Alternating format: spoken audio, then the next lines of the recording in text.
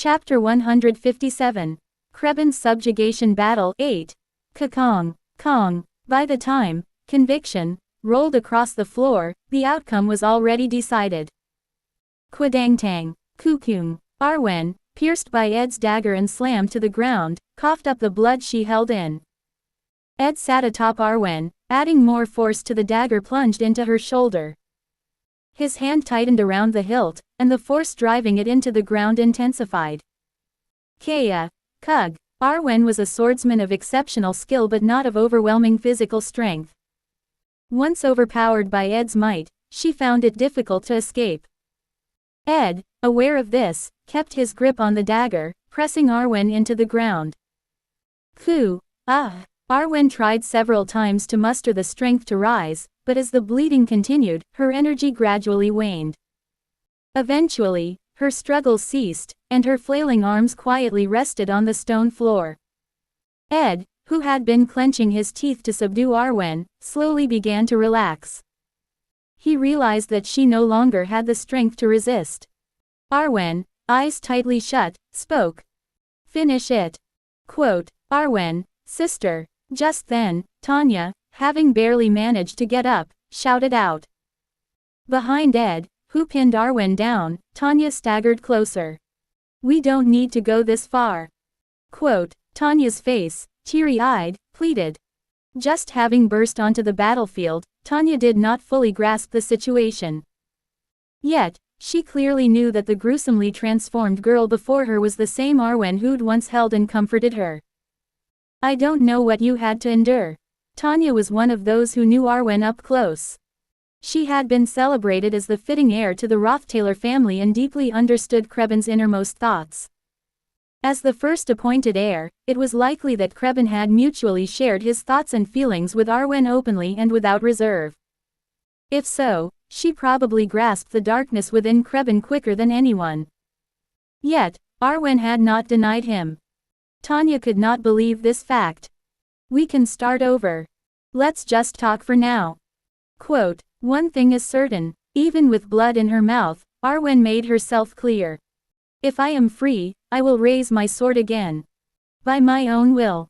Quote, "There must be a reason for you to do this." Tanya, teary, rushed over to plead with Arwen. "Look at what's happening now. The mansion is destroyed, there are monsters in the sky, and people are dying. Is this really what you wanted? This isn't what you wished for." Ed. Quote, Arwen, with eyes shut, spoke. "Finish it." Quote, before Tanya could say more, Arwen cut her off. "I need to rest now." Quote, hearing those words, Tanya was lost for words.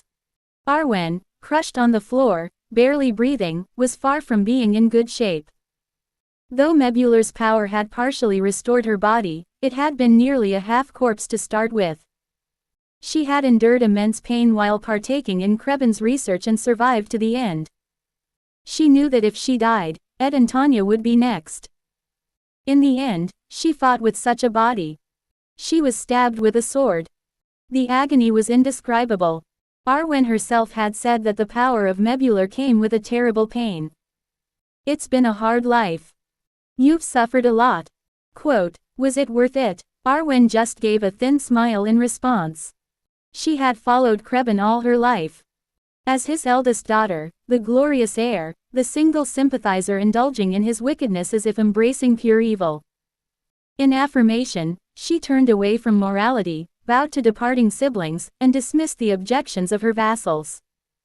Then, the only question Ed had for Arwen was whether it was worth it. No answer came back. The answer lay in seeing Kreben for himself. Ed closed his eyes once, then opened them and lifted the dagger, a ceremonial dagger for various ceremonies at the Rothtaylor mansion. One of the few tools Ed had when he first started living in the wild. The blade, hardened by many battles, glowed in the moonlight. It was the end of someone's long journey. As I charged full tilt into the domain, the mansion grounds grew nearer. Princess Phenia clung to her steed, galloping down the path, and her escort knights spurred their mounts to keep up. Even at such a gallop, the monstrous entities floating in the sky were becoming visible. The grotesque flesh-covered eyeball monster looked unmistakably like the evil deity Mebular from mythic times. It was inconceivable that there was another monster engaging it in a one-on-one battle. Quang, Quang. Despite Mebular's appearance being incomplete, it's not a foe an average human can handle. Yet, there was a disaster on the ground to match that in the sky. The numerous high-rank magic circles carving through the air are each an endeavor a skilled magician must exert their full effort on. But the sorcerer firing them off as if they were expendables. A silhouette visible at the edge of one's vision, small as a bean, but Princess Phenia recognized it instantly, due to familiarity. Lucy Mayrill, known throughout Sylvania as a rare genius. That she was facing Mebular so directly was clearly to aid Ed Rothtailor. Lucy Mayrill was known to be peculiarly favorable towards Ed Rothtailor, and Princess Phenia was very aware of that fact. Todik, Tododik. Finally, the mansion's outer wall came into view, and the moment to enter with the knights was upon us. Tang, Kong. Numerous knights visible to Princess Phenia bore the emblem of teal vines on their armor, undoubtedly the knights of the Telos congregation. They were engaged in combat against all manner of creeping tendrils, gremlins, and humanoid flesh monsters spilling from the mansion's entrance. Damn it, we have to clear this side first. More gremlins are coming out from inside. We can manage, but they are too many. To reach the abyss, we have to clear a path straight through. We need to form a separate entry team. If we move as a separate unit while dodging the main force, we can reach the central mansion where the abyss is. The gremlins' horde seemed to be under someone's command. They deployed just enough forces to subdue individual targets, but for large armies, they brought overwhelming numbers. Besides, the entrance was too narrow. Once inside, if we could reach an open space, we could move as a separate unit to scatter the enemy forces. Our objective, after all, is not to annihilate the enemy troops but to rescue the abyss. However, the single entrance in the massive outer wall was unfavorably narrow for attackers. Whack, Kong. Princess Phenia's guard leapt from their mounts and joined the fray immediately upon arrival. They smashed their magic into the tendrils and crossed swords with the armed gremlins. You are. No, I'm sorry, I was out of line. A commander from the congregation who was orchestrating the fight knelt quickly upon seeing Princess Phenia's face. His aides, too, promptly lowered their stance upon recognizing her. Princess Phenia shook her head, signaling everyone to rise. Now was not the time for formalities. What's happening here? Princess Phenia jumped from her horse and gathered her gown. Covered in dirt and devoid of dignity, but she paid it no mind. We haven't assessed the full situation yet. We were camped around as the abbess was attending a social gathering. Then suddenly, as you can see, no more lengthy explanations were needed. The urgency of the situation was evident, and one need only watch to understand the events unfolding. Princess Phenia bit her lower lip and looked up at the skies above the mansion. Between Lucy and Mebular, an unbelievable exchange of high-level magic was ongoing. The spectacle was dazzling to behold. The night sky brightened periodically with the light of magic. An odd comparison to make amidst the crisis, it was like fireworks so bright they could blind. Then, it happened. Quakwong, Quong. A piece of the thick wall surrounding Rothtailor's property was shattered by high-level magic. Quackakakak. Dust rose suddenly as a large hole appeared. The knights, taken aback, braced for combat. If a horde of gremlins swarmed out, it would be like an attack from the flank. But the first face to emerge was Senior Bloomriver, head of House Bloomriver. She was sweating profusely and gasping for air. Before the knights could react, Senior shouted back. Everyone, come out now. The Telos congregation's knights are here. With that cue, a group of dignitaries under the protection of the spirits finally burst out from behind the walls. Ah, we're alive. Finally, we're out of this hellish mansion. I've survived. Thank you, God, thank you for sparing this miserable life. Seeing the elite group emerging, the congregation's commander quickly ordered his subordinates to protect them all. Solid knights rushed forward to shield the dignitaries, and the nobles were moved by their devotion. Wet with tears, he breathed a sigh of relief. We must quickly inform the royal palace about what has happened here.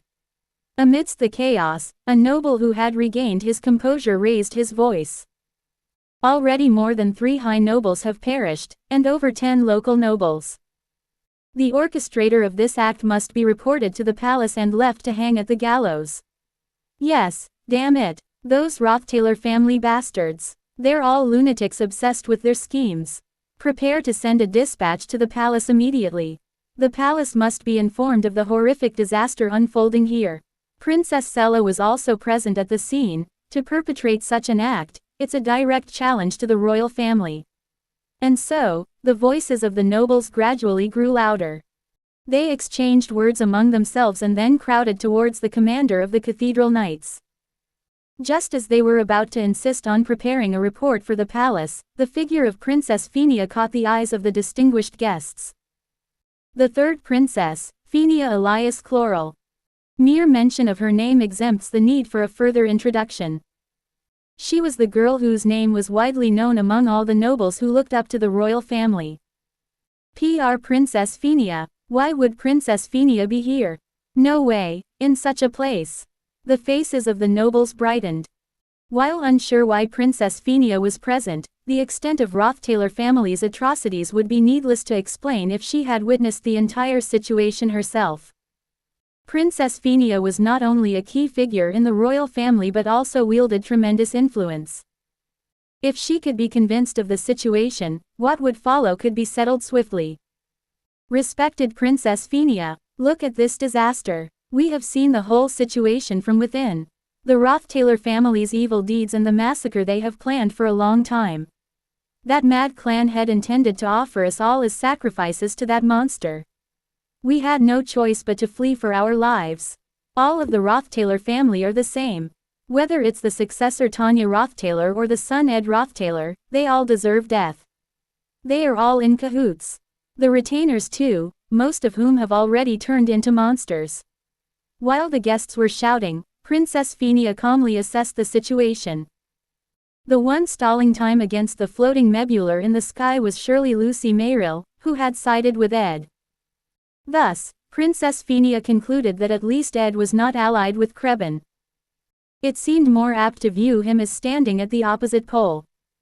Otherwise, there would be no reason for Lucy to be blocking that giant monster. Having quickly determined the state of affairs, Princess Phinia was about to evacuate the guests to safety.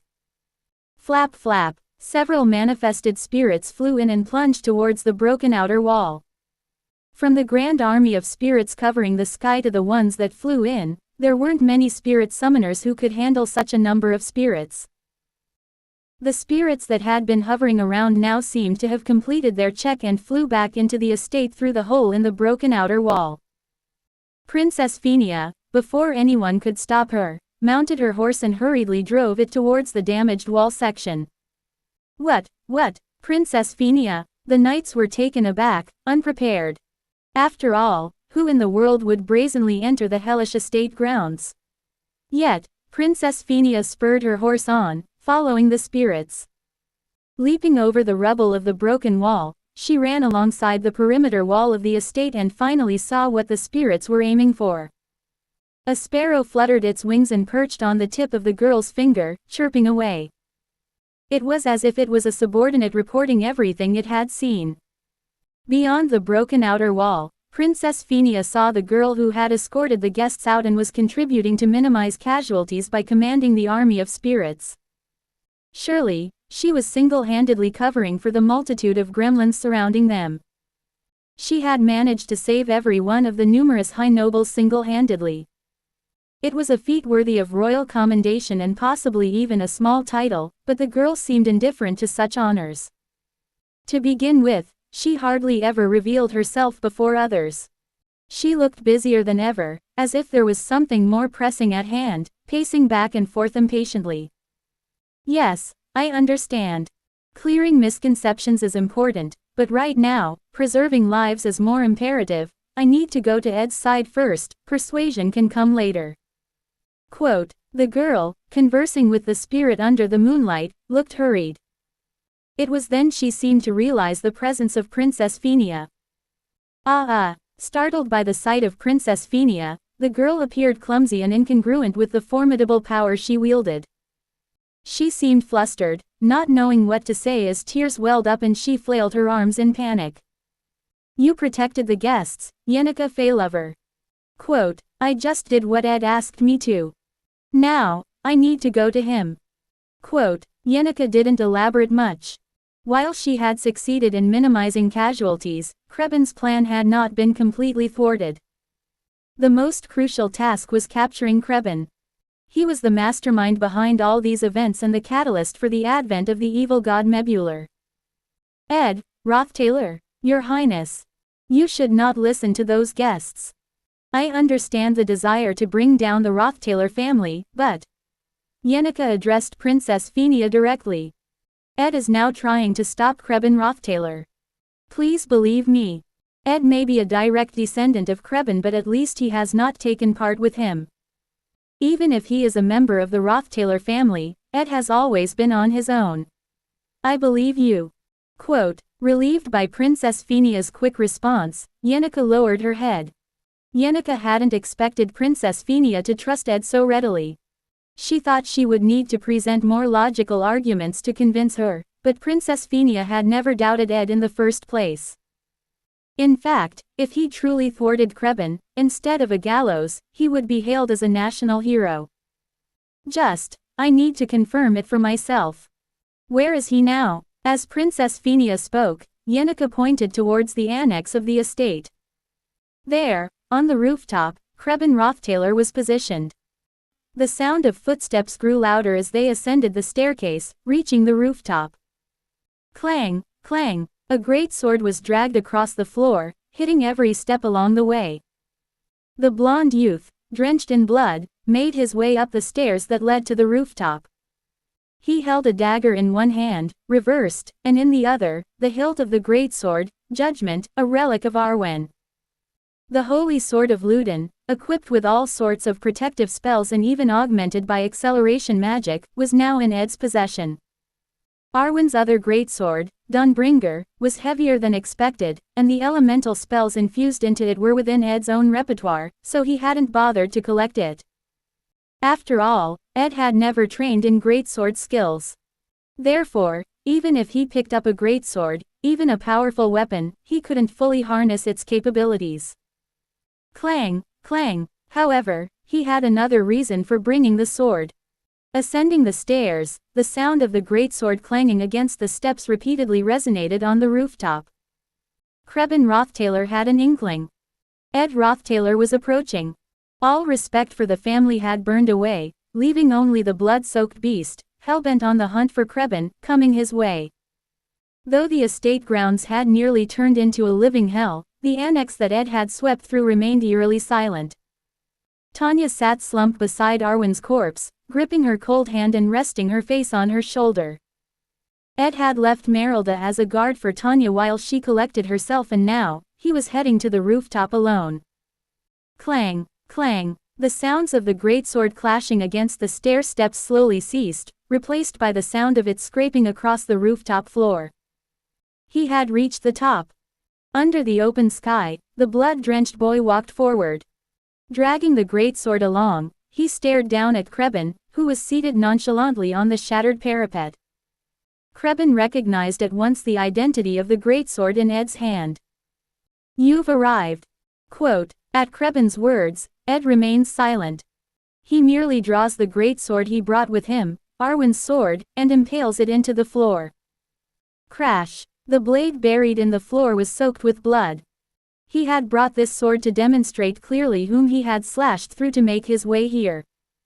Ed's path had always been a thorny one. Kreben was aware of that fact. From his seat like a throne upon the spread parapet, Kreben quietly stood up.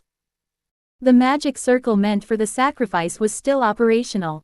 Though far from completion, its target was already clearly aimed at the nobles. The VIPs themselves are unaware that the magical sights are trained on them at this very moment. It's been a long journey. Quote, Kreben spoke softly. Let's put an end to it. Quote, standing beside the impaled greatsword, Ed quietly raised his head.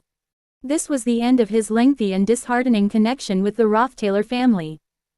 He bowed his head in silence and began to ready his full strength. His fierce eyes, between his bloodied face, stared down Krebin, as he summoned all the magic within himself. The wind blew. Around Ed, at the rooftop of the Rothtaler family's annex, a whirlwind rose up. As the rising wind calmed, a mighty wolf's howl resounded. A woo, the howl of Merylda cut through the night sky above the Rothtaler estate. From any point within the estate, one could clearly see the overwhelming presence of the colossal wolf squatting over the annex rooftop, growling softly.